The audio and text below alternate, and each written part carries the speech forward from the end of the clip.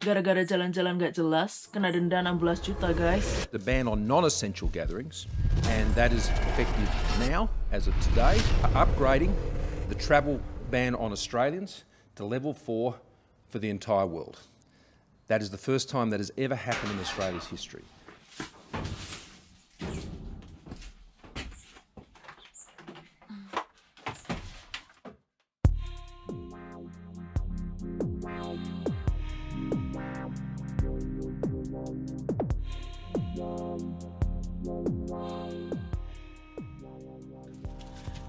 Peraturan terbaru mengenai coronavirus di Australia sudah dibatasi sampai restriction 3 atau pembatasan di level yang ketiga.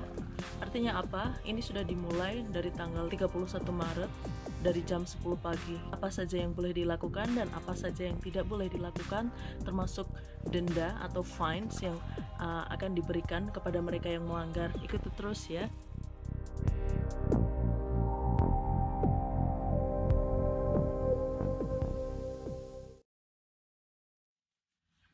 Semua warga membawa agar stay at home. Semua fasilitas umum seperti skateboard area, terus playground area, gym area yang ada di park-park di sini semuanya ditutup. Semua orang dihimbau untuk stay at home.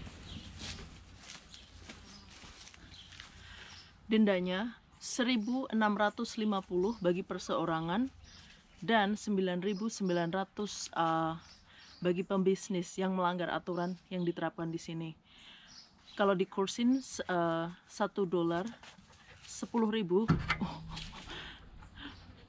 hitung sendiri sekitar 16.500 something.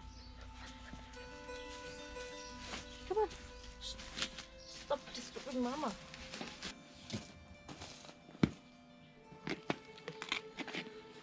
Empat alasan utama teman-teman bisa meninggalkan rumah adalah untuk 4 hal esensial. Yang pertama, untuk berbelanja kebutuhan sehari-hari.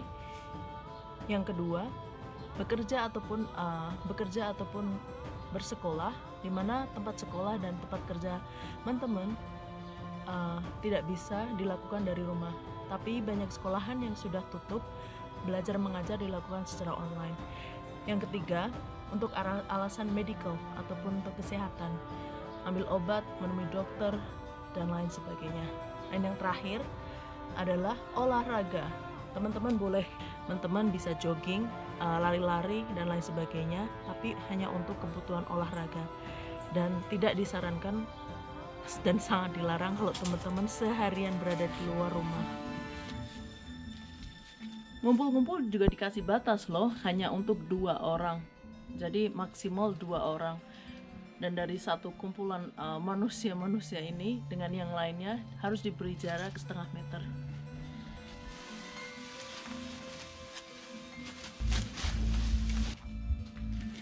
Lantas bagaimana dengan nasib orang yang tinggal serumah lebih dari 2 orang?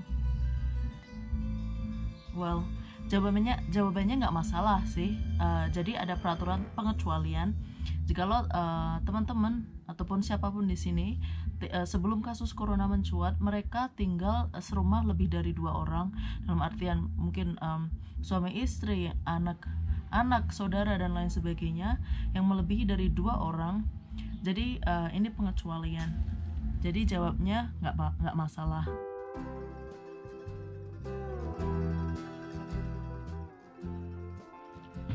Berarti boleh dong kalau saya ngundang teman lebih dari 2 untuk datang ke rumah?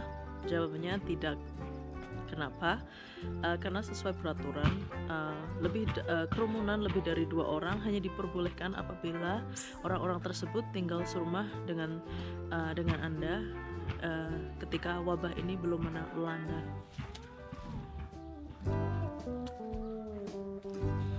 Terus boleh nggak kalau saya keluar rumah lebih dari 2 orang, tapi orang-orang tersebut adalah orang-orang yang tinggal serumah dengan saya? Jawabannya boleh. Persyaratan harus memenuhi ketentuan yang sudah ditentukan, bahwasanya keluar rumah hanya untuk 4 hal esensial yang sudah saya sebutkan, hanya untuk belanja, exercise, untuk kesehatan dan lain sebagainya. Jadi katakanlah saya mau mengantar saudara saya yang tinggal bersama saya untuk menemui dokter seperti itu diperbolehkan, dan itu lebih dari 2 orang, katakanlah 3 orang. Tapi kalau kita tinggal serumah tidak apa-apa.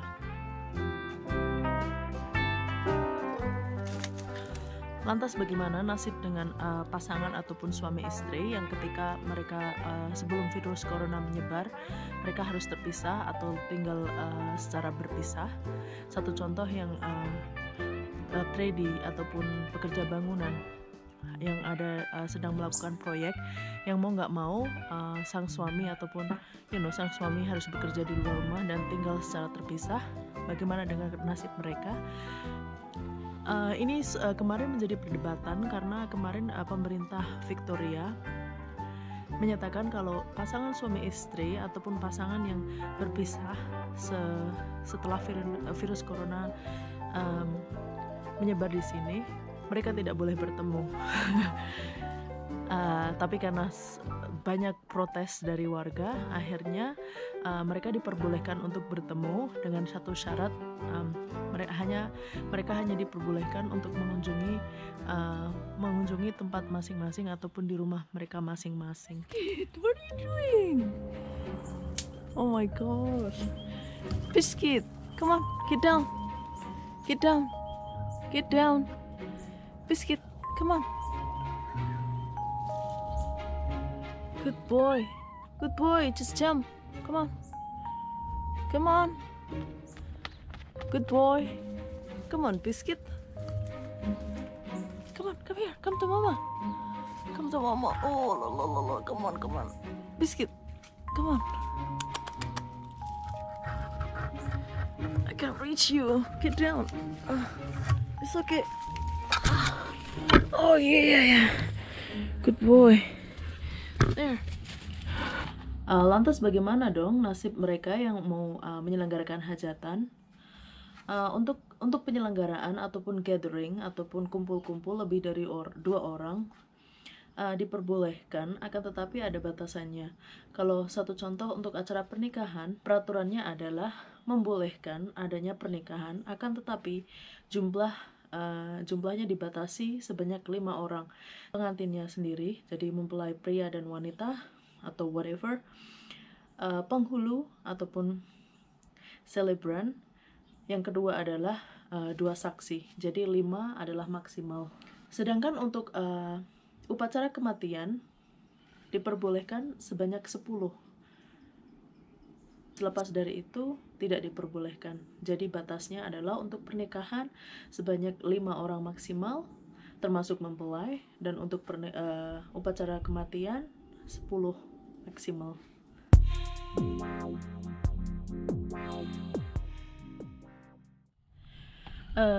Pemberian denda juga akan diberikan kepada pendatang ataupun siapapun yang baru tiba di airport, dan mereka harus self-isolation selama 14 hari.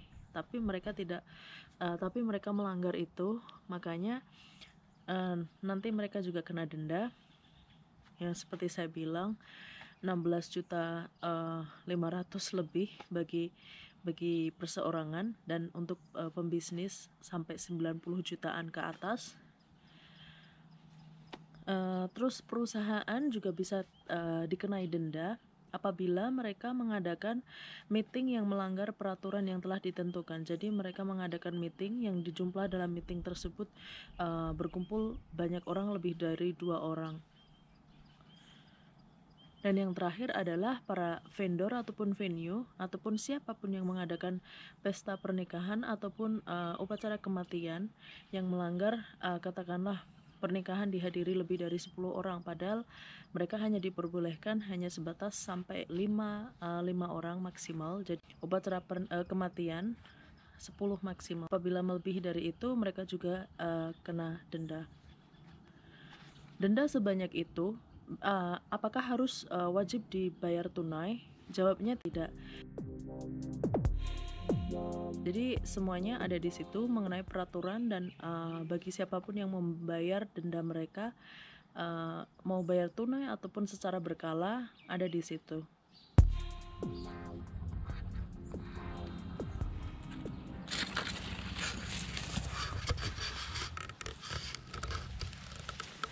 Peraturan di Australia memang ketat, teman-teman, kaitannya dengan kasus pandemi corona yang sedang terjadi.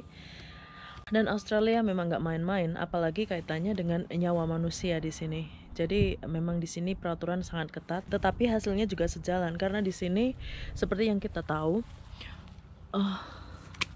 kasus penyebaran corona di sini jumlahnya tidak sebanyak dengan negara-negara yang lain. Dibandingkan dengan negara-negara yang lain, di Australia kasus penyebarannya lumayan masih rendah.